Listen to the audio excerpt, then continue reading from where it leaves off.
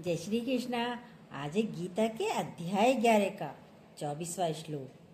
क्योंकि हे विष्णु, आकाश को स्पर्श करने वाले दैदीप्यमान अनेक वर्णों से युक्त तथा फैलाए हुए मुख और प्रकाशमान विशाल नेत्रों से युक्त आपको देखकर भयभीत अंतःकरण वाला मैं धीरज और शांति नहीं पाता हूँ।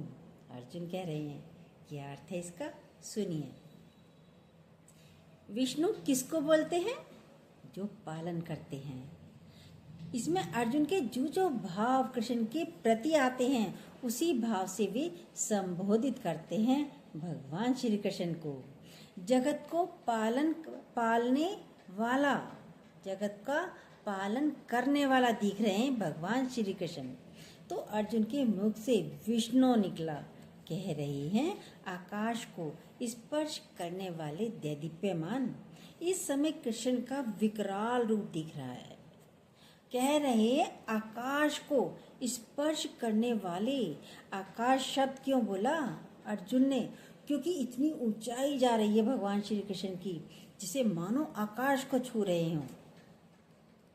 आकाश तो बहुत ऊंचा है, दूसरा आकाश शून्य होता है। एक आकाश शब्द होता है ऊंचा, दूसरा होता है आकाश शब्द शून्य। इसमें अनेक वर्णों से युक्त फैलाए हुए मुख और प्रकाशमान नेत्रों से युक्त आपको देख रहा हूं मैं। आकाश 5 तत्वों में सबसे बड़ा है, तो सबसे बड़ा तत्व होने के कारण कृष्ण को कह रहे हैं आप आकाश से भी बड़े नजर आ रहे हो। आकाश तो सबसे बड़ा है, पर बोला आकाश से बड़ा कोई और नहीं होता। आप ऐसे नजर आ रहे हो मानो जैसे आकाश को छू रहे हो। इतना बड़ा, इतना विकराल, इतना बड़ा रूप देखकर अचंभित हो रहे हैं अर्जुन। तो मानो आकाश को छू रहे हैं, मानो पूरा संसार उन्हीं से ओतप्रोत है। परमात्मा से ही आसमान में ही बादलों से आकृतियां बनती हैं, आपने देखा होगा। अब तो कोई भी छत पर नहीं सोता है, पहले सोते थे। एसी नहीं थे, कूलर भी नहीं थे, पंखे ही होते थे। गर्मियों में सबके फोल्डिंग खाट पलंग सब छत पर रात को पड़ जाते थे। तो जब लेटे लेटे देखते थे ऊपर, कभी किसी की आकृति बन रही है बादलों से, कभी किसी की आकृति बन रही है। आप सबने भी देखा होगा जो हमारी उम्र के होंगे। छोटे बच्चों का तो आज के समय तो कोई मतलब ही नहीं आता, छतों पर सोने का कोई मतलब ही नहीं है। बंदर भी बहुत हो गए हैं, इसलिए सब घरों में एसी में सब ऐसे ही सोते हैं। तो कितना अच्छा बताया, मानो पूरा संसार उन्हीं से ओतप्रोत है। परमात्मा से ही आसमान में ही बादलों से आकृतियां बनती रहती हैं। कभी किसकी बनती है, कभी खरगोश की बनती है, कभी पर्वत की देखी है, देखते थे ना ऐसे ही। अनेक वर्णों से युक्त फैलाए हुए मुख और प्रकाशमान नेत्रों से युक्त ये आसमान में बादलों से सब बनता रहता है। कभी किसी का चेहरा बन रहा है, कभी कोई और आकृति बन रही है, कभी देवी मैया के 8 हाथों वाली बनती हैं, 8 भुजाओं वाली दिख रही हैं। जो जो कल्पना करते हैं उन बादलों से वही दिखाई देना शुरू हो जाता है। कभी शेर का मुख दिखता है, दिखता है नहीं दिखता है। कह रहे हैं ऐसे ही मैं मुख देख रहा हूँ। जो भी कुछ दिख रहा है सब परमात्मा का ही रूप है। अनेक वर्णों से युक्त दैदीप्यमान प्रकाशमान, जैसे दीप शिखा जलती है बराबर से लाइनों से। अग्नि प्रज्वलित होती है तो कितनी चमकती है, ऐसे ही चमकता हुआ मुख आपका भगवान का उनको दिख रहा है। परमात्मा अब साधारण नहीं दिख रहे उनको, पहले जैसे मोहक रूप, मुस्कान भरे वो रूप नहीं दिख रहा है उसको। जैसे अग्नि चमकती है वैसे ही प्रकाश दिख रहा है उनके मुख से। अर्जुन को प्रकाश दिख रहा है, निकलता हुआ प्रकाश नजर आ रहा है। इतना तेज है परमात्मा का विशाल नेत्र, नेत्र भी बड़े हैं, जितने भी नेत्र हैं सब कहते हैं सबके नेत्र जोड़ दीजिए। कहते हैं ना बहुत सारे नेत्र, अब बहुत सारे नेत्र किसके? हम सभी के, उसमें हम भी प्लस हैं, आप भी, हम भी, पूरे संसार के नेत्र प्लस हैं भगवान के नेत्रों में। सारे नेत्र को जोड़ दीजिए तो कितने नेत्र हो जाएंगे? बहुत सारे नेत्र हो जाएंगे, इसलिए नेत्रों से युक्त बोला गया है। भयभीत अंतःकरण वाला मैं अपने को भयभीत बता रहा है कि मैं डर रहा हूँ, भयभीत हो रहा हूँ। वैसे अर्जुन भयभीत नहीं है, क्षत्रिय है, लड़ना उसका काम है, पर अपने को भयभीत अंतःकरण की बात कर रहा है। वो भयभीत क्यों हो रहा है? तो अंतःकरण क्या है? बहुत भयभीत भी हो रहा है देखकर। अंतःकरण क्या है? सबका अंतःकरण अलग अलग है। किसी को बोला भाई कैसे, अब आप कहेंगे अंतःकरण तो एक ही है, अलग अलग कैसे है? अलग अलग इस तरीके से, किसी को आप 1 लाख रुपया दीजिए, कहिए फलाने का जो मर्डर करके आओ, वो कहेगा नहीं नहीं भैया हम नहीं करेंगे, हमको पाप लगेगा, हमको चाहिए ही नहीं तुम्हारा रुपया, अपना रुपया रखो अपने पास, हम मर्डर नहीं करेंगे। और किसी को 10,000 भी दो, वो जाकर फटाफट 5-7 मिनट में मर्डर करके भी आ जाएगा। ये है अलग अलग अंतःकरण वाला। अच्छा व्यक्ति, अच्छा अंतःकरण वाला, जैसे उसका बचपन बीता, जवानी बीती, जिन बातों में, जिन संस्कारों में जो अच्छा है, अच्छी बातों में बीता, वो मर्डर नहीं करेगा, बुरा काम नहीं करेगा, चोरी नहीं करेगा। और जो है ही बीता ही उसका बचपन, जवानी गलत कामों में, अब चोर के साथ बीतेगा तो चोरी ही करेगा, मर्डर वाले के साथ बीतेगा तो मर्डर ही करेगा, डकैत है वो यही काम करेगा, चोरी, डाका, मारना, यही काम करेगा। तो दूसरा मार देगा। तो अंतःकरण सबके अलग अलग हैं, इसलिए कितने अच्छी तरीके से बताते हैं गुरुजी। अंदर तो अंतःकरण एक ही है सबके, हम तो बोलते हैं फिर अलग कैसे है, क्यों हुआ? ये जो अंतःकरण है ये सोशल प्रोडक्ट है भाई, क्यों हुआ सबके मन में आता है, अलग क्यों हुआ? ये सोशल प्रोडक्ट है, समाज के द्वारा बनाया गया है। आपको बचपन से बोला गया चोरी करना पाप है, चोरी करना गलत है, आप चोरी नहीं कर पाओगे, करोगे ही नहीं। आपके सामने चाहे किसी के भी घर जाओ, उसकी तिजोरी, कबर्ड सब खुली भी है, रुपया, पैसा, ज्वेलरी कुछ भी रखा है, आप बैठे रहोगे, आप हाथ नहीं लगाओगे, क्योंकि आपको शुरू से ही सिखाया गया है। और लेकिन जिसको नहीं सिखाया गया वो तो मिनटों में देखेगा, अच्छा ये पड़ा है, उठाएगा, जेब में रखेगा, चलता बनेगा, भाग जाएगा वहाँ से। तो बोला कितना अच्छा बोला, सोशली आपको बताया गया ऐसा करोगे तो आपको प्राइज मिलेगा और ऐसा करोगे तो आपको सजा मिलेगी। सोशली भी बताया है, उसको भी ये पता है यदि मैं चोरी करूँगा तो सजा तो मिलेगी। तो आपके अंदर वाला बोलेगा नहीं करेंगे।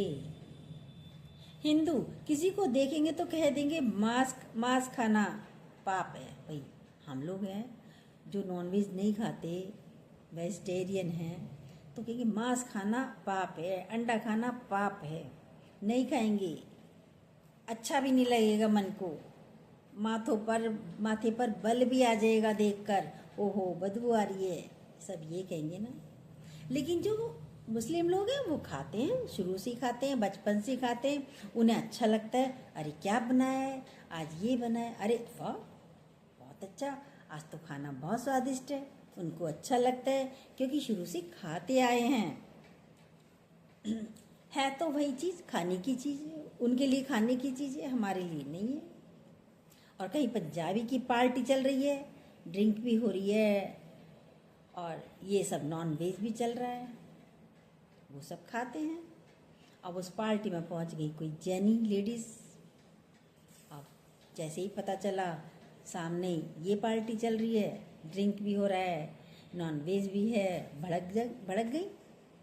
अब भड़क गई तो उनको समझाया गया, उनके साथ वालों ने, अरे आपका तो बिल्कुल अलग है, शुद्ध है, अरे नहीं रमचा तो लगा होगा, पलटे तो लगे होंगे, इन्होंने फिर हमें बुलाया क्यों?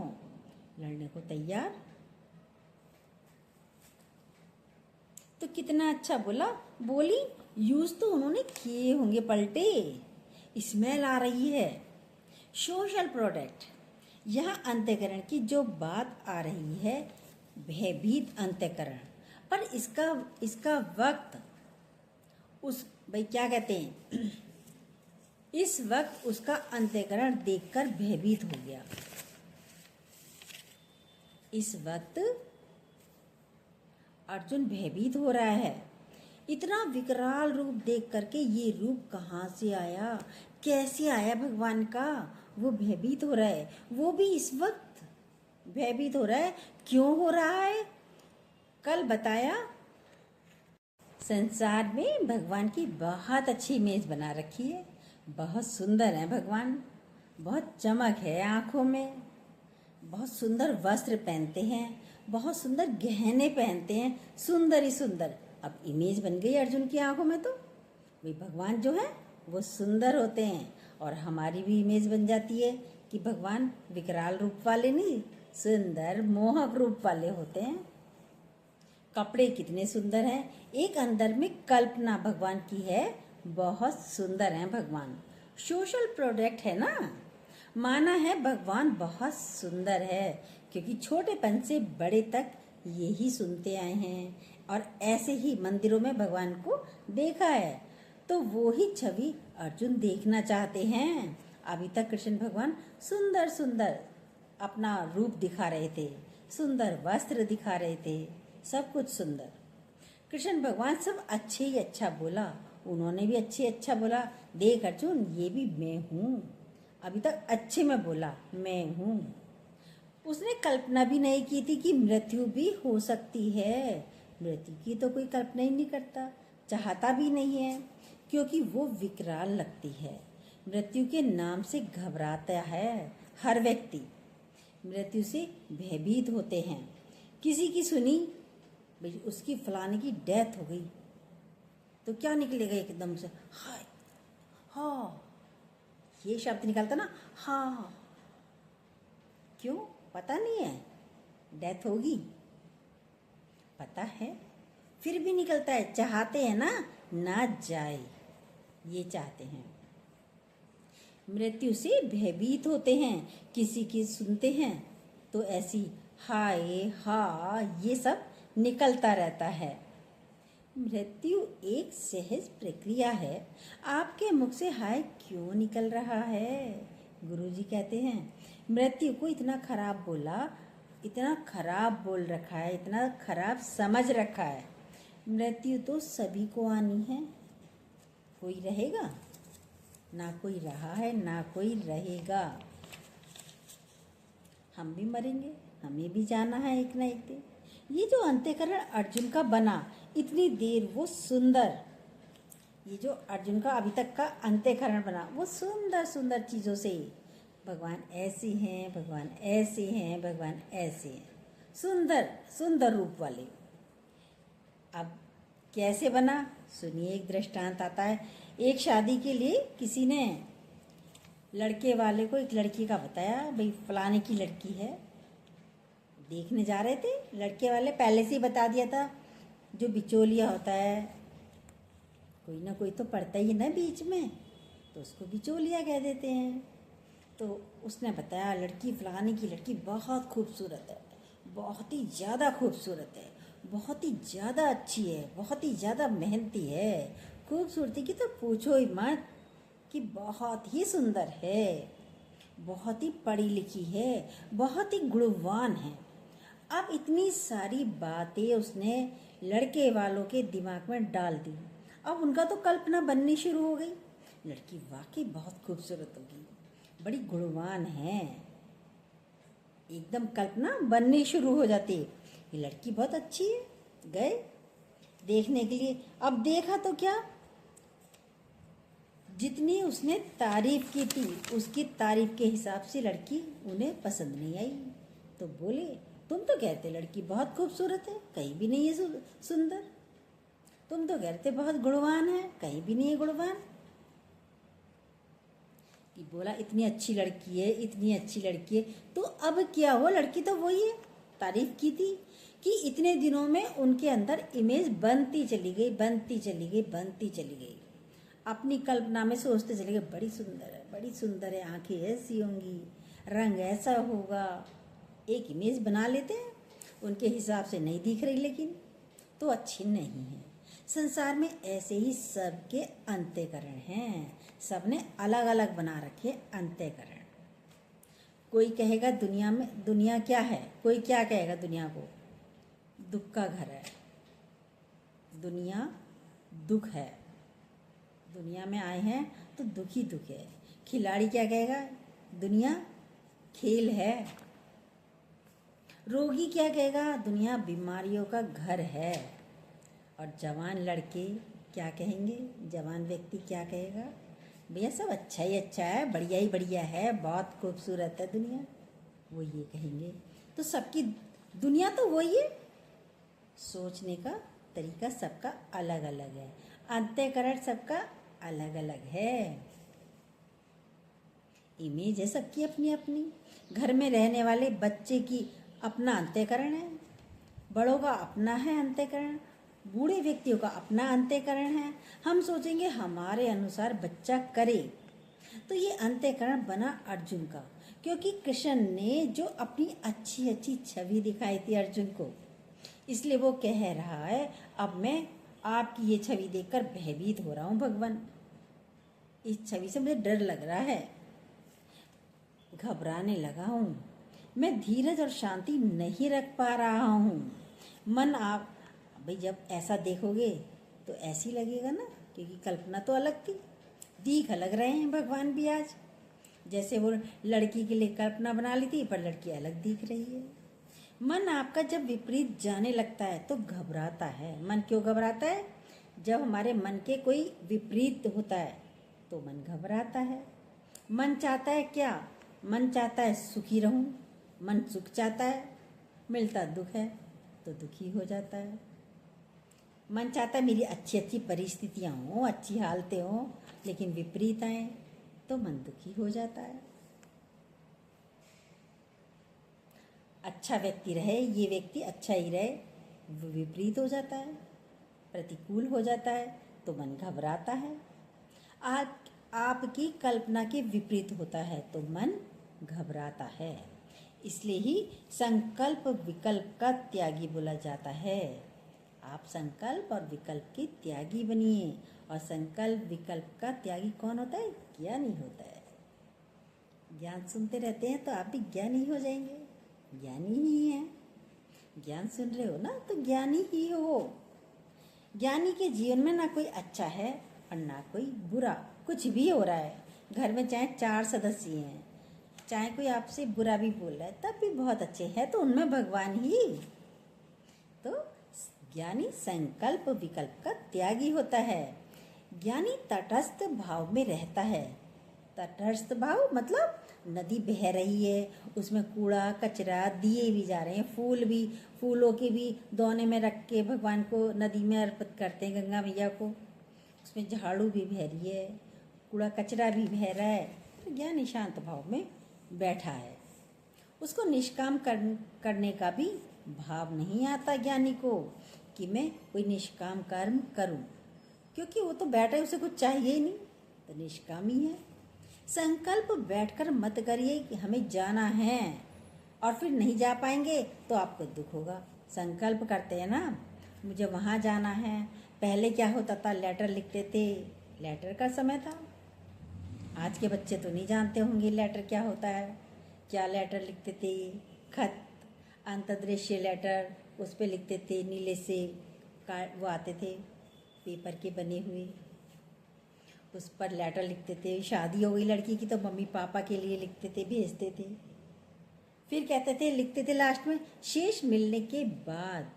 अकल नहीं थी, ज्ञान नहीं था जीवन में, तभी तो लिखते थे शेष मिलने के बाद। शेष मिलने के बाद मत लिखिए कभी। आज लेटर नहीं है तो आप फ़ोन पे भी मत कीजिए, शेष मिलने के बाद करेंगे। नहीं, इस तरीके से नहीं। ज्ञानी क्या कहता है, सुनिए, शेष मिलने के बाद, हो सकता है आज ही तुम्हारा शरीर छूट जाए। अब शेष मिलने के बाद कहा है, तो तुम्हें जन्म लेना पड़ेगा उससे बातें करने के लिए। तो ये मत कहिए शेष मिलने के बाद। आप पूर्ण हो चुके हैं, आप ब्रह्म ज्ञानी हो गए हैं और कह दिया भैया शेष मिलने के बाद आना पड़ेगा। संकल्प है आपका, आपने संकल्प किया ना, उसको बात कही ना शेष मिलने के बाद। तो ये बात बहुत अच्छी लगती थी गुरुजी की हमें कि ये मत कहिए कभी भी। तो कितना अच्छा आ रहा है, संकल्प बैठकर मत करिए, हमें जाना है। फिर नहीं जा पाएंगे तो आपको दुख होगा, पीड़ा होगी। मान नहीं मिलेगा तो आपको पीड़ा होगी, भाई वहाँ जाएंगे वो तो बहुत मान सम्मान करते हैं, नहीं किया अब आपको पीड़ा हो रही है। सत्संग करने का तो संकल्प करना है ना। कोई कहता है भाई सत्संग करने का तो संकल्प करना है, निष्काम करने का तो संकल्प करना है। ये भी एक बोझ लेकर चलते हैं आप। गुरुजी बताते हैं ये भी मत कीजिए, सब काम ऑटोमेटिक हो जाता है, हमें भी नहीं पता हम कैसे बैठ जाते हैं आपके पास आपसे बातें करने के लिए। गुरु का हम तो डाकिया हैं, पार्सल आता है आप तक पहुंचाते हैं सारी गुरु की बातें। हमारी कुछ भी नहीं, हम तो बहुत अज्ञानी थे, हम भी कुछ आता ही नहीं था, जीने का भी, जीने की कोई कला नहीं थी। लेकिन आज आनंद से भरपूर हैं। क्यों? क्योंकि जीवन में गुरु मिला है, गुरु का ज्ञान मिला है। ऐसा लगता है गुरु हमारे साथ साथ चल रहे हैं, अंदर ही बैठे हैं, वो ही बोल रहे हैं। हमें लगता ही नहीं, क्योंकि हम में तो कोई ज्ञान है नहीं, हम में कोई कला भी नहीं है, हमें बोलना भी नहीं आता है। कौन बोल रहा है? गुरुजी स्वतः ही बोल रहे हैं आप ही के लिए, हम बोलने वाले भी नहीं हैं। कितना अच्छा बोला, हमें ज्ञान सुनाना है, जाकर नौकरी करनी है। बड़े भारी बोझिल हो जाते हैं। कुछ मत कीजिए, सब ऑटोमेटिक होता रहेगा। या फिर भयभीत होते रहते हैं, ज्ञान सुनाना है, ये जाना है, नौकरी करनी है, मैं नहीं करूँगा तो कौन करेगा, और नहीं तो यही शब्द हो जाते हैं। अरे आप बैठ के देखिए, रोटी तो फिर भी मिलेगी, इतना पहले से भगवान ने आपको दे रखा है। बैठ कर देखिए, ज्ञान सुनकर तो देखिए, क्यों बोझिल होते हो? फिर मर ना जाए, फिर बीमार ना हो जाए। यदि आपके संकल्प चलेंगे तो विकल्प भी चलेंगे, संकल्प चलेंगे तो विकल्प भी चलेंगे। दोनों का त्यागी होना है। आप कभी खाली होकर के तो देखिए, खाली होकर के तो बैठिए, जीवन का आनंद आ जाएगा। ज्ञानी के सामने कार्य आता रहता है और वो होता रहता है। जैसे हमने बोला, हमें पता ही नहीं चलता, कब हम किचन का भी कर लेते हैं, कब हम आपके पास भी आकर बैठ जाते हैं, कब ये बाड़ी भी चल देती है, हमें पता ही नहीं चलता है। यानी कि हर कार्य भगवान स्वतः ही करता है, आप करने वाले नहीं हो।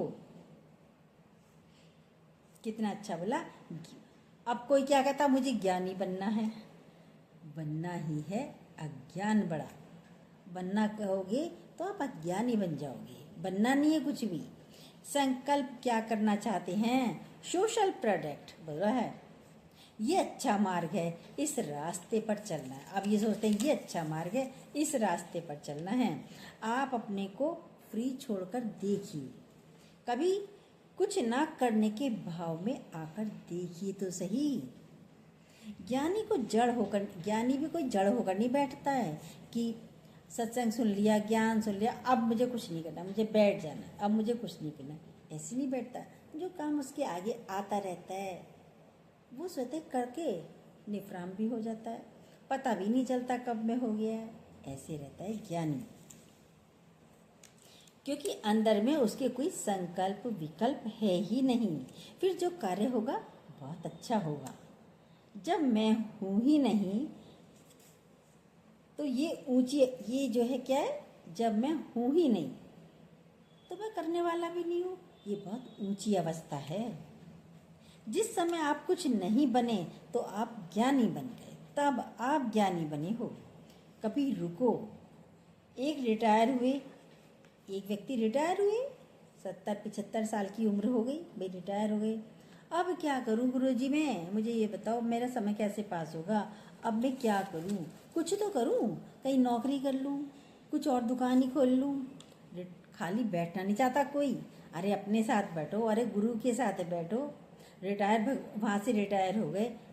करिए ये काम, करिए, अपने साथ मेहनत करिए, भगवान की प्राप्ति की मेहनत कीजिए, पर करने का भाव पड़ा है, खाली बैठा नहीं जाता। कहाँ चलना है कभी सोचिए तो सही, फिर इस मार्ग में चलना है, कहाँ जाना है, कहाँ जाना है, फिर इस मार्ग पे चलना है, चलो सत्य के मार्ग पे चलना है। अरे बस कहीं मत जाइए, आप गुरु के पास बैठिए, गुरु की बातें सुनिए। अब जो आपका मन अपने आप ही चेंज होता चला जाएगा, आपको कुछ नहीं करना। ज्ञान के मार्ग में चलना है, ये भी बोझ हो जाता है। प्रसन्न होना है, प्रसन्न होने के लिए कुछ करना है, प्रसन्न होना है तो प्रसन्न होने के लिए कुछ करना है। अब क्या करना है, आप प्रसन्न होने के लिए क्या करते हो, भाई चलो आज है ना बड़ा मन खराब है, पिक्चर देख के आते हैं, टिकट बुक कराएंगे, ब्लैक में टिकट लेंगे, पहली दिन पहला शो देखने जाना है, पिक्चर लगी है अभी, 3 घंटे गए, खराब की, वहाँ पे देखी पिक्चर, आए घर थक गए, बेकार थी पिक्चर। तो लगा ना 3 घंटे खराब कर दिया हमने, बेकार वेस्ट हो गए, थक भी गए, अच्छी भी नहीं लगी, देखिए अपने आप को। अब घूमना है, यूरोप का टूर करना है, प्रसन्न होने के लिए पता नहीं क्या क्या करते हैं, यूरोप का टूर करना है, भाई कपड़े लगाने हैं, टिकट बनाना है, वहाँ जाना है, आओगे थकोगे हारोगे, घूमोगे फिरोगे, फिर क्या, अरे अपना घर स्वर्ग से सुंदर, फिर ये लगता है सबको, अब ये कपड़े धो फिर रखो फिर प्रेस करनी है, कितनी सारी झंझट लगती है, लगती है नहीं लगती है। तो सुख कहाँ है, अपने घर में। अपना घर कहाँ है, अंदर वाला, अंदर है घर। अब सुख मिलेगा या दुख मिलेगा, वहाँ पर जाकर देखिए। सुखी होने के लिए क्या करना है, अब किसी का क्वेश्चन था, सुखी होने के लिए क्या करना है, क्या करें, लाइफ को एंजॉय कैसे करें। फिर एंजॉय करने के लिए आप सुख ढूंढोगे, सुख कैसे मिले, क्या करोगे, यूरोप टूर करोगे तो सुख मिलेगा। हर व्यक्ति ये सोचता है घूमने जा रहे हैं 2-4 दिन को, मन चेंज हो जाएगा, अच्छी नौकरी मिल जाए तो सुख मिलेगा, आपको लगता है धन मिल जाए तो सुख मिलेगा। खोजो आप किस चीज़ से सुखी होगे, पहले खोजिए तो सही, किस चीज़ से आप सुखी होगे, खोज कर देखिए। भगवान ने सबको आनंद स्वरूप बनाया है, हम आनंद स्वरूप हैं, शांत स्वरूप हैं। हम जब भी कुछ करने के भाव में आते हैं तो वहीं से पीड़ा हमारी शुरू हो जाती है, दुख शुरू हो जाते हैं। आनंद में तो हम हैं ही हैं, खुश तो हैं, सारा 98 माइंड से हैं, खुश तो हैं, पर सारी बीमारियां, परेशानियां, चिंताएं, 98 बीमारियां माइंड से हैं। ये खुश नहीं रहने देती है, आनंद में नहीं रहने देती, सुखी नहीं रहने देती, चैन से नहीं बैठने देती है आपको। अभी सोचोगे तो खुश हो जाओगे कि मैं तो खुश हूँ, आनंद में हूँ, और अभी कुछ बातें हुई सोचोगे तो भाई बीमार भी पड़ जाओगे, परिस्थिति आई परेशान हो जाओगे। बोला ना, अभी सोचोगे तो पीड़ित हो जाओगे। सुखी होने के लिए कुछ करना नहीं, क्योंकि हम आनंद स्वरूप हैं, परमात्मिक स्वरूप हैं, और हमारे यहाँ बोलते हैं सच्चित आनंद स्वरूप। जब हमारा चित्त उस सत्य में लगा हो तो हम आनंदित हैं, परमात्मिक स्वरूप हैं, सच्चित आनंद स्वरूप हैं। यदि उस सत्य से हमारा मन कहीं पर भी जा रहा है, धन में, पदार्थ में, वस्तु में, प्रतिष्ठा में, संबंधों में, कहीं हमारा चित्त गया, आपका आनंद गया, आपका आनंद पिट गया, समझ लीजिए। साथ में वो आपकी खुशियों को भी लेकर चला जाता है। खुशी तो टेम्परेरी है, आनंद ऑलवेज रहने वाला है। हम खुशी नहीं बोलते भाई खुश रहिए, नहीं, आनंद से रहिए। सत्य चित्त आनंद स्वरूप बोला, इसीलिए आनंद में स्थित होना। वापस अपने घर में जरूर आ जा, स्वयं में स्थिति जो है वही आनंद है। ज्ञानी आनंदित रहता है। ज्ञानी धन है तो सुखी है नहीं, बिना धन के भी सुखी है। ज्ञानी स्वस्थ है तो सुखी है नहीं, वो बीमार है तब भी सुखी रहता है।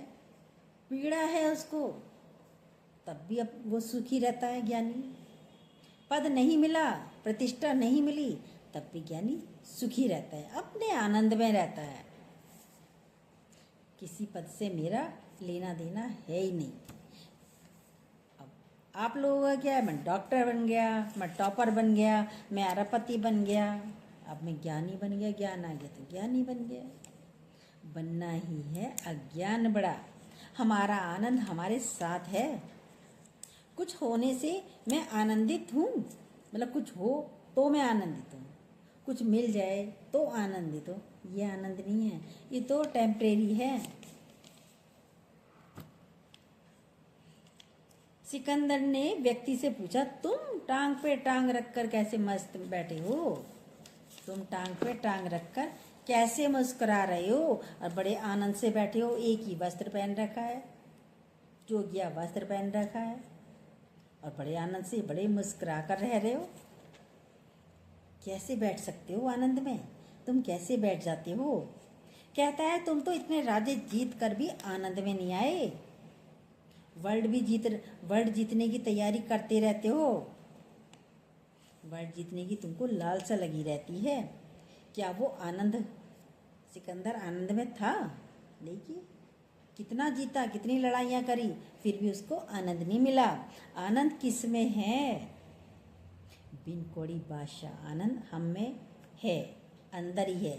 कहीं खोजने की आवश्यकता नहीं कि कहीं तू आनंद दे, तू दे प्यार दे, प्यार दे, प्यार दे, नहीं। प्यार प्रेम भी आपके अंदर है, आनंद भी आपके अंदर है। हम वस्तुओं से, पदार्थों से, संबंधों से आनंदित होना चाहते हैं, यही अज्ञान है। देखिए, पर उसके लिए अपने साथ आपको बैठना पड़ेगा। स्वयं में आनंद है। हम सोचते हैं खाने में आनंद है, खाइए, बीमार हो जाएंगे आप। खा सकते हो ज़्यादा, बीमार हो जाते हैं। कोई व्यक्ति बीमार है, उससे कहो भैया भैया ये खा लो, ये खा लो, क्या कहेगा? जो नॉर्मल दाल रोटी भी है, नहीं हमारी इच्छा नहीं है, हमारी तबीयत ठीक नहीं है, कहेगा। खाने में भी मन नहीं होता। बीमार हो जाओगे तो खाना भी अच्छा नहीं लगता। फिर किस में सुख है? स्वयं में सुख है, वस्तुओं में सुख नहीं है। बीमार हो, पहनो कपड़े, अरे इतनी सुंदर सुंदर साड़ियाँ हैं, इतने सुंदर सूट हैं, पहनो, इतने सुंदर सुंदर गहने हैं, आप बीमार हैं, पहन के देखो, पहनो। नहीं नहीं भैया, हल्के से, थोड़े से कॉटन के, ढीले ढाले से कपड़े, वही बस वही पहनना है। ये चुभने चबाने या ज़्यादा कॉस्टली वाले कपड़े आप घर में पहन ही नहीं सकते। सिंपल सोबर, कोई गहना नहीं, गले में कुछ नहीं, हाथ में कुछ नहीं, हल्के हल्के बस कानों में ही पड़े रहने दो, ज़्यादा भारी नहीं चाहिए हमें, हल्के हल्के। ये भी निकालो, रिंग भी निकाल दी, चैन नहीं पड़ रहा मेरे को। बीमार हैं, सब कुछ निकाल के अलग रख देते हैं, भैया उठा रख, तू रख, अब तू रख, मैंने रख ली। क्या कहोगे? बीमार होने के बाद ये भैया तुम संभालो, हमको तो कुछ नहीं पहनना, हम सिंपल सही है। चाहिए कपड़े, पहनो, नहीं पहन सकते तो किस में सुख है? सुख तो अपने में है। आपको बड़ा मेडल मिल रहा है और आप बीमार हो गए, उसे लेने के लिए आप जा पाओगे? नहीं, मैं नहीं जा रही, यही कहोगे ना। मेडल लेने के लिए भी आप नहीं जा पाओगे। तो सुख स्वयं में है, आनंद स्वयं में है, बाहर नहीं है। बाहर तो सिर्फ भ्रम ही भ्रम है, भ्रम है, भ्रम नहीं है। बाहर सिर्फ क्या है? भ्रम, और अंदर है ब्रह्म, भगवान, परमात्मा, आनंद, सुख। तो किसकी क्या चिंता करनी है? हरि के साथ बैठिए, उसी में आनंद है। सच्चित आनंद स्वरूप आप स्वयं ही हैं। कहीं बाहर से सत्य लाने की ज़रूरत नहीं है, आनंद लाने की आवश्यकता नहीं है, आप ही आनंद स्वरूप हैं। जय श्री कृष्णा। जो न्यू हो प्लीज़ सब्सक्राइब कीजिएगा, बेल को दोबारा प्रेस ज़रूर कीजिएगा।